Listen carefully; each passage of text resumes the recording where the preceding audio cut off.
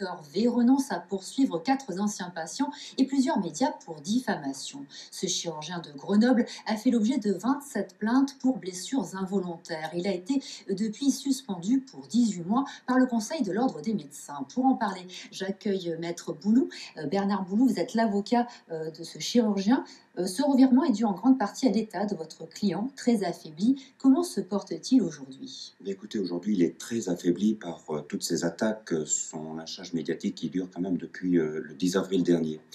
Il est traîné dans la boue, il est attaqué de toutes parts, en violation parfaite de son principe du contradictoire.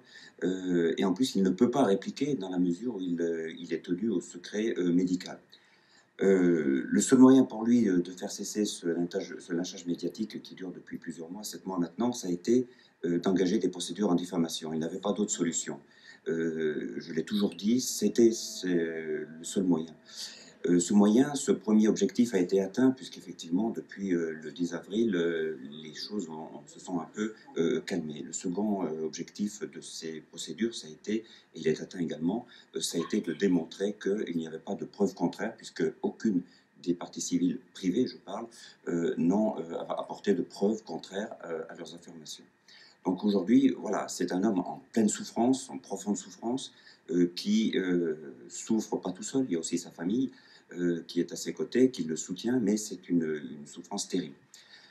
Mais au-delà de sa souffrance, le docteur V reste un médecin, il reste attaché à son serment d'Hippocrate, et pour lui, eh bien, toute souffrance, même celle de ses détracteurs, eh bien, il doit la soulager. C'est sa vocation, c'est son credo, et c'est ce qu'il veut faire malgré tout.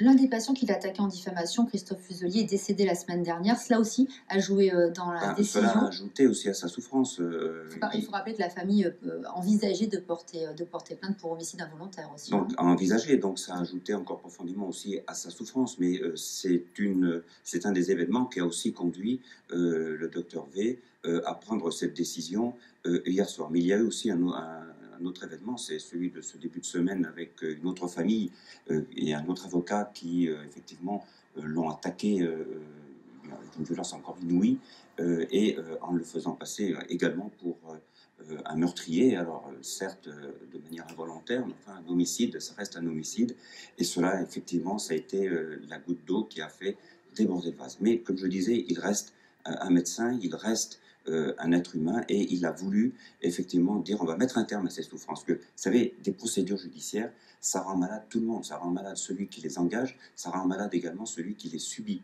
Donc il s'est dit, mes deux objectifs principaux ont été atteints, on a fait cesser un peu ce lynchage, bien que épisodiquement il reproduit, et surtout, ils n'ont pas ramené de preuves contraires. Il a décidé ça hier en fin d'après-midi, je vais faire cesser ces procédures. Alors, il faut préciser qu'à ce jour, votre client n'a toujours pas été mis en examen. Le parquet de Grenoble a tout de même délivré un réquisitoire supplétif pour homicide involontaire, hein, au sujet d'un autre patient. Je parle de Noël Jacquier. Je voudrais qu'on parle